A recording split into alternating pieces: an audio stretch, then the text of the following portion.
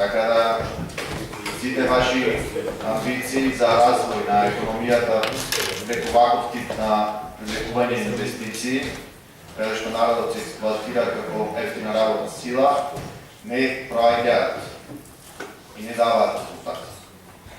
Во однос на условите, со Крстичка вода рековте дека не е договор, туку тоа произвегува некаков правилник. На комисија кажете дека има договор. Сега треба да се одлучите дали е договор или дали правилник.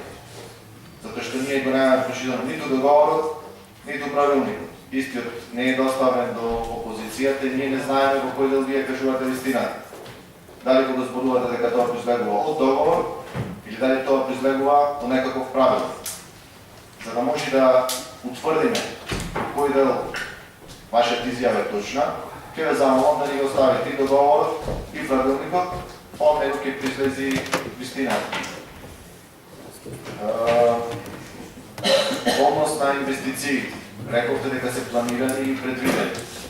Дали вие, како директор на ова јавно предпријатие, имате бројки?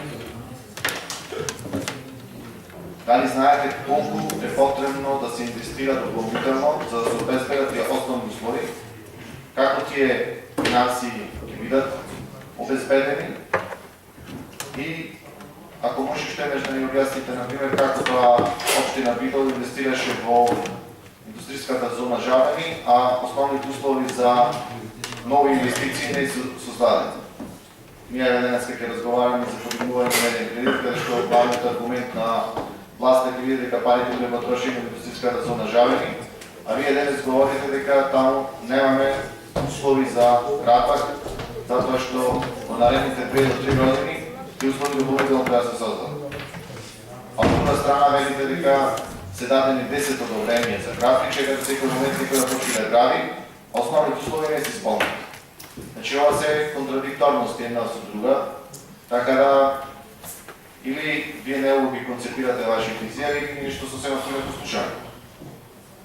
Ќе ви молам добро да ми објасните, затоа што ова е момент многу битен за општина Битола, бидејќи сепак се работи за инвестиција која се планира економскиот раст на градот од една страна, а од друга страна е поврзана со значителен финансиски трошок исто така за од страна на општина Битола.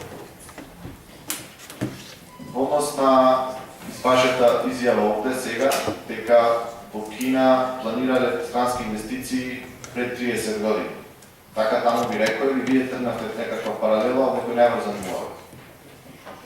Тоа значи дека ако тие планираа ваков начин на инвестиции во Кина, кој што вие како модел треба да го следите, бидејќи се покаже како успешен, ние треба да очекуваме дека во наредните 25 години ќе го достигнеме растот на Кина. Или може би во наредниот век. Зборуваме за една динамика и една потреба за подобрување на квалитетот на животот на луѓето сега, а не по 25 до 30 години.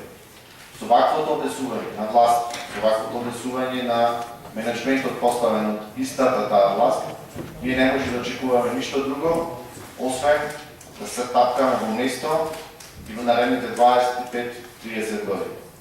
Тоа е недозволиво. Тоа е недозволиво за едни генерации, затоа што не се уништува само државата, се уништуваат генерации. Затоа ќе ве замолам, сега излезе да дадете одговор, сакате? Треба да излезете. Да се концентрирате малку повеќе, изјавите да бидат концизни и да не бидат во конфликт една со друга.